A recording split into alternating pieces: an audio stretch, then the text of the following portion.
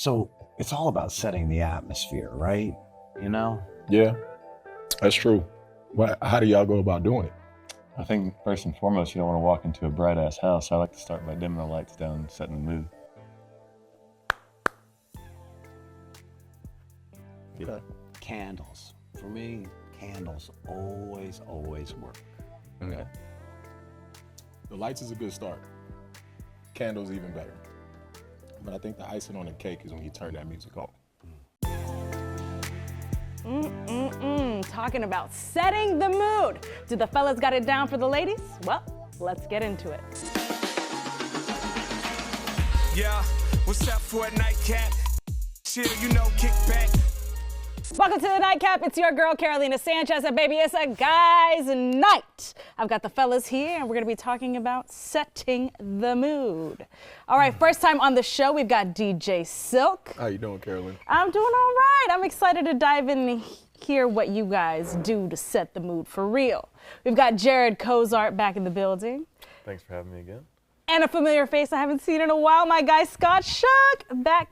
All right, cheers to y'all. Because it's a guys' night, we figured a nice whiskey would do. So we've got Perfect. Greenwood whiskey. All right, fellas, let's dive in. How do you guys actually set the mood? Flattery. Flattery. Yeah? Yeah. Ask questions, flatter, seduce. Okay. So maybe we're going to talk more about seduction here. Is that what it is? Okay, cool. Seducing with flirtation, being complimentary. I think it starts when you're communicating, like via phone, text message, phone call. I think all of that it's almost like the preemptive strike, for lack of a better analogy. All right, so when you guys are texting back and forth and communicating, how are you turning it sexy? Like, how are you turning it into a mood? I think you have to throw a little bait out there just to see if the energy's there. And if that energy is there, and then, it's kind of limitless where you can take it. You just can't mess it up. Okay, what's too far? Anything overt, I Okay. feel like anything directly pointing at sex or Like any- my hard right now. Yeah, you can't say that. Can't do Yeah. that. That's too much. That's Okay. later. That's later. That's much Okay. later. You've got to wrap it in humor. Okay. It's got to be cute, flirty, humorous. That's the opening salvo. Okay. I think over text, it's got to be like, I'm genuinely interested in you, showing interest in her first, not coming on too strong, actually trying to get to know her, not just because I think a lot of girls now feel like these guys just want to have sex with me. So it's more of like, I'm trying to get to know you first, and then I think more like Scott was saying, when you get in person, that charm, flattery, Yeah. stuff like that is kind of where you can kind of get the judge, the feel of the room, Yeah. and then take that next step. It's questions. It's always questions and flattery. Again, just ask questions. You want to know about them, and you do. I mean that sincerely. Okay. Now let's turn the tables just a tiny bit. All right. All right, so what is y'all's current relationship status? I have a girlfriend. You have a girlfriend? Single. Girlfriend. Girlfriend. Have all of you been in serious, long-term, committed relationships Yes. in the Yes. past? Yes. Yes. So let's talk about those. How do you set the mood in a long-term committed relationship when you're 1-2 years down the line? How do you set the mood? That's a great question. When I was married, and as things sort of become more rote, kids, whatever, I remember my boy's mom saying, listen, wine me, dine me, 69 me. She was like, it went back to that old thing, like, take them out, make a date night, set that up, make her feel as beautiful and special as you did, when you were courting her. So that was the road. A trick I learned is to flirt all day. Like while she's at work, I'm at home or I'm at work, we're away from each other, just send little messages throughout the day to kind of prime the pump. Setting the mood, building up the mood, because it can get repetitive, it can get mundane. It's like, oh, here we go again. It's like, oh, it's Fridays and we might go out today. And I think also changing it up too. It's like not going to the same, you'll have y'all's favorite spot to go and you'll have your favorite things to do, but it's like, hey, maybe let's staycation at a hotel one night. Let's change up the mood instead of just like, okay, go to work, come home, kids got to sit here, we're gonna go through our normal routine, go eat, come home, get in bed, and then wake up and go about the routine. You never want to make your relationship feel like it's routine, which I know a lot of people have struggled with relationships. That's kind of how it gets to feel. And little gestures, you know, it doesn't have to be big gifts, big overt stuff, but just, you know, I'm thinking of you, I picked you up this, you know, whatever it is. What about what we discussed earlier? The candles, the dimming of the lights, the music. Does that still happen? I think all that happens in the beginning. In the beginning when you're... It happens a lot more. When you're a predator looking for somebody new. I'm sorry, predator's probably not... Hold up, no Diddy. No Diddy, okay? So sorry. Yeah, that stuff comes, you know, it's almost like you think about that stuff. And as opposed to when you've been in a relationship for a little while and you've done all of that, I think that's the challenge of keeping it fresh. Because if I bring out those same flowers, if I light that same candle, if I turn on that same song, you know it's coming. Yeah. And in my experience, women want to be caught off guard in that way. Like, ooh, he did this? Okay, this is new. Yeah, All you're going to get that really. If you're using the same thing 2 years in, you're going to get that really. You know. Or the what do you want? Why are you What do you why want? Why Why are you are you lighting the doing this? candles? Why are you doing all this stuff? Yeah. Okay. Yeah. All right, well, I've got an expert joining us. We've got Dr. Viviana Coles in the building. So coming up next, she's going to be joining us and talking about setting the mood. You stay right there. We'll be right back.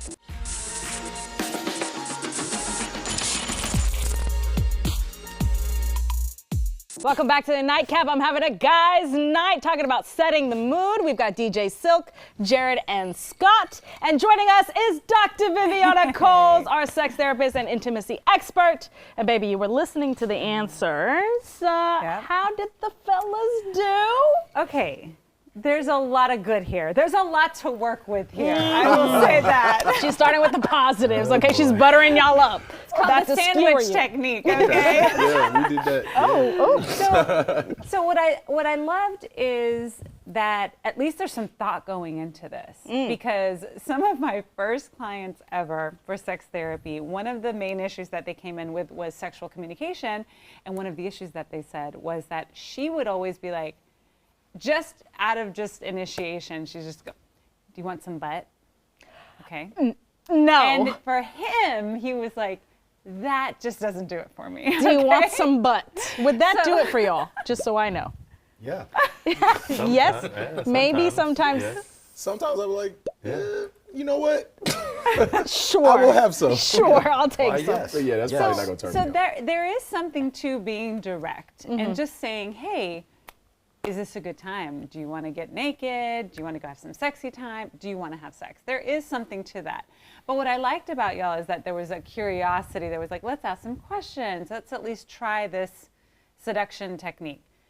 But what I didn't like, looking at you, Shots is fired that at he Scott. mentioned the humor part and the like kind of keeping things light. Unfortunately, I love the way that that sounds, and on paper it's great because humor tends to kind of coat everything with just some fantasy, right? But unfortunately, what I'm hearing from my female clients is it feels like I'm being seduced by a teenager. By some guy who's just like, let me honk here and grab here, and you know, and unfortunately that doesn't turn women on in the same way that just a sexy conversation or even just somebody who's funny. Everybody talks about women love a sense of humor. Unfortunately, when it comes to initiation, not so much. So almost Hold there. on, I gotta pause you.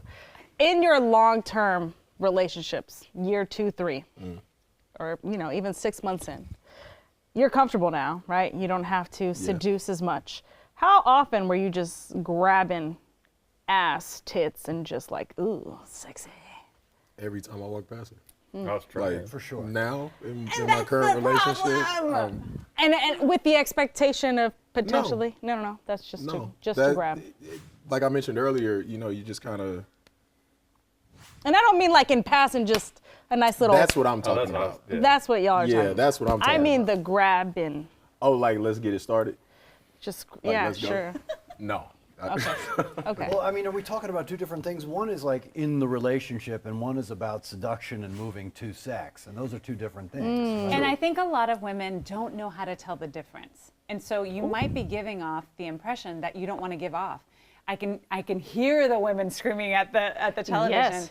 Unfortunately, what it comes across as is, oh, well, if I were to turn around and say yes right now, he would be all for it. That's fine. But if I were to turn around and say no, he might be disappointed. So while you might think, well, hey, you know, we're married or we're living together or we're having fun, for a lot of these women, they're experiencing a sense of pressure and then it's disappointment. So yeah, a simple pat on the butt or a tight squeeze might feel like initiation when that's not what you're trying to do. Ooh, okay, we got a lot more to discuss, fellas, especially because Dr. B's dropping some knowledge. All right, you stay right there. We've got more of Setting the Mood coming up next.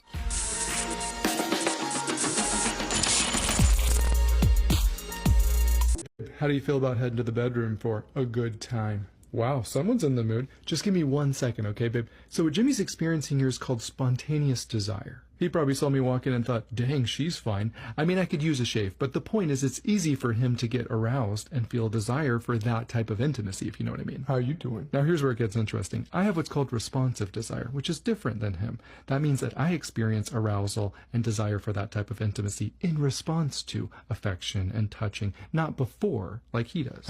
So all that means is I need some kissing and some closeness and affection and some touching first before I even have arousal or desire. And it's important to note that neither is better than the other. It's okay that he's more spontaneous and it's okay that I'm more responsive. Oh, he's doing a sexy crab walk. Yes. Yes? Yes. My goodness, yes. Okay. How did that ring true for y'all? Yeah. I think any man that's been in a long-term relationship, if you start to pay attention, because for a while I wasn't paying attention and I was that spontaneous dude, like, I walked in a room and I'm ready. Yeah, she looked good and you were like, I'm ready. I'm ready. But in her head, the kids' clothes need to be folded. There's dishes in the sink. My boss got on my ass at work today. So our job as men is to clear all that shit out before we can even act on our spontaneous Desire. response or desire. Yeah.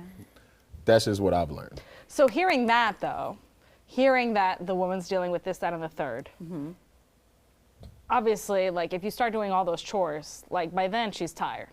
So how do you set the mood knowing that she's got her boss on her ass, she's got dishes in the sink, she's got clothes that need to be folded? How do you set the mood when you're feeling spontaneous and you haven't in 3 weeks? Yeah, so here's the other part of this that you're missing is that if you do come to her, and let's say she's fine, she hasn't had all of those issues, but the two of you haven't even connected all day, or maybe the last time y'all talked was yesterday, and there's been no affection. You know, we call it pillow talk. I like to call it pillow talk. If there's been none of that, then even that will probably fall flat. And women, we need to do a better job of being mindful of getting into the mood, even if there isn't going to be a spark, even if he's not going to be there, you know, with his spontaneous desire. We need to do a better job of that. Now, here's the other piece of this, is that I love that they were talking about spontaneous desire, and I would love that they were talking about responsive desire. But if you haven't had that conversation with your partner, it doesn't matter. Like, you don't know what they're going through. I would say check in with each other throughout the day so it doesn't feel like it's two strangers coming home at the end of the night to tackle all of these things just to have sex. It's more about just to have a nice night. Let's just start with having a nice night. Jared, what are your thoughts on all this? That was going to be a question is, so how do you know? For the women, I know it's saying, oh, they want to be touched and loved on and stuff like that. Well, so what are you just supposed to go up to them and see where it goes? Or like, what are we looking for signs-wise? Like, what am I looking for? A lot of men don't, and I don't blame you, they don't want to go through the whole seduction if they can just kind of engage by like a little look or a little touch. And so that's where a lot of women, we don't realize that what they're trying to do is just avoid the whole seduction if they can just figure out, oh, she's not in the mood.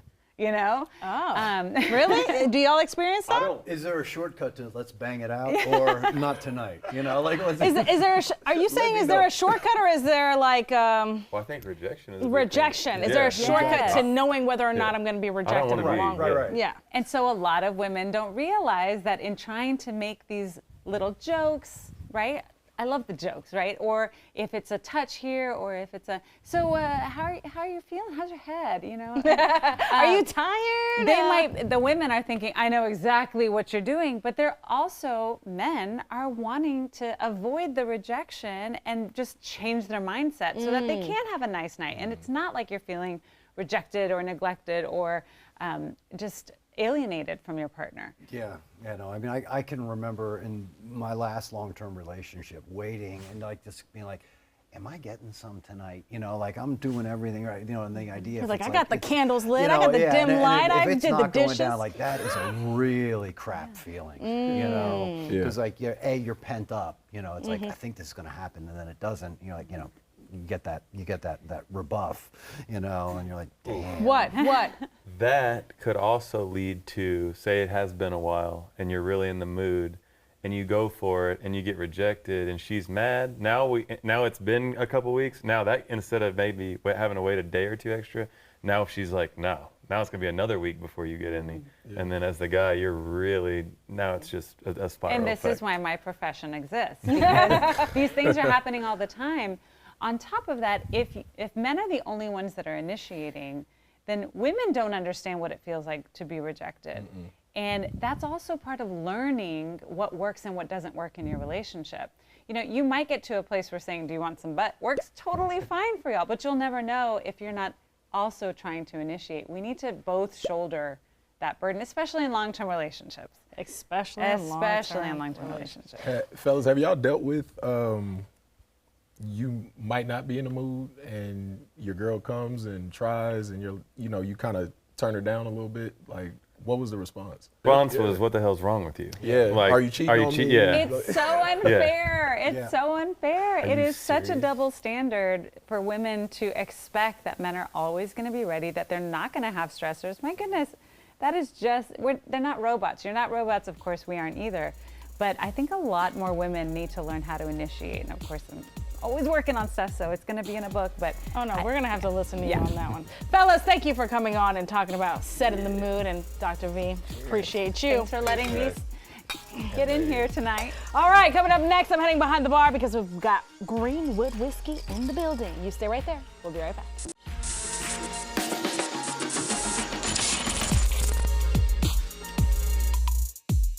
Welcome back to the Nightcap. I'm behind the bar now because I've got the people from Greenwood Whiskey in the building, and you're here to do what? Back that glass up. That's right. All right, I'm going to start with you, CEO and co-founder of Greenwood Whiskey, KG. Thanks for being here.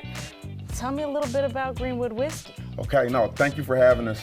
Greenwood Whiskey is an Atlanta-based whiskey brand formed by a group of friends that was inspired to chase their dreams with the goal of us inspiring others to chase their dreams too. Oh, stop. So I'm going to chase my dreams drinking some Greenwood? Is that what's happening? That's what's gonna happen. You're gonna feel real good and you're gonna want to do everything that you ever wanted to do. Damn. Or you thought about doing. Okay, listen, the a Tulsa special Mule drink. was good, but damn, I'm going to be dreaming and achieving the dreams. So what you're gonna get, this is our rye whiskey. So Okay. it's 51% rye, 44% corn, and the rest malted barley. So you're gonna have hints of citrus and a little bit of vanilla on the back end as well. On the far end, we have our 1906. And our 1906, that's aged 7 years in charred American oak barrels. So you're gonna get the smoke from the barrel in the 1906. Oh, see, that one sounds like my, ooh. Okay, hold on. You see how I just started talking to did, you right? after the sip? That's smooth, baby. What? This is good. Thank you. So the next bottle, it's our celebration rather, and that's a caramel flavored whiskey. So we did something a little bit different with that one. So you're gonna have notes of caramel and some vanilla. All right, Lindsay Attaway, you're here because you made those delicious Tulsa Mules, which we all loved on the couch. Well, thank you. You're gonna show me how to make this? Of course. All right. So we'll take this bottle, and what we're gonna do is you'll get your jigger. You'll fill up the big side. Okay. So that'll be a 2-ounce pour. 2 ounce pour. All right, cool. Pour it straight in the glass. So what's the difference between a Tulsa Mule and a Moscow Mule? We're going with whiskey. Oh. The best whiskey, Greenwood whiskey to be The exact. best. All And right. so what we'll do is we'll go ahead and get our ice. All right. In here. All righty. And then what we'll need next is our lime juice. Okay. How much of this? We're gonna do half. So we'll flip it over and just literally fill it up to the halfway and just pour it straight in there. And then after that, we'll open up the ginger beer and we'll top it off. Nice. All right. So KG, where can I get Greenwood whiskey today? So we are sold online directly from our website. We ship to 48 states. Locally, we're in retail locations in Houston, specifically Total Wine. We're also in retail locations in South Carolina, Oklahoma, Virginia, Georgia, and Louisiana. Okay. So available nearby, somewhere near you. And it's delicious. I love it. You can top it with your I love garnish. it. All right, perfect. Well, all right, cheers to y'all. Listen, set the mood right, communicate, do the right things. And baby, maybe grab some Greenwood whiskey. It'll help you a little bit. Maybe? Yeah, Dr. Oh yeah, this is so good. All right, cheers to you. We'll see you guys next time.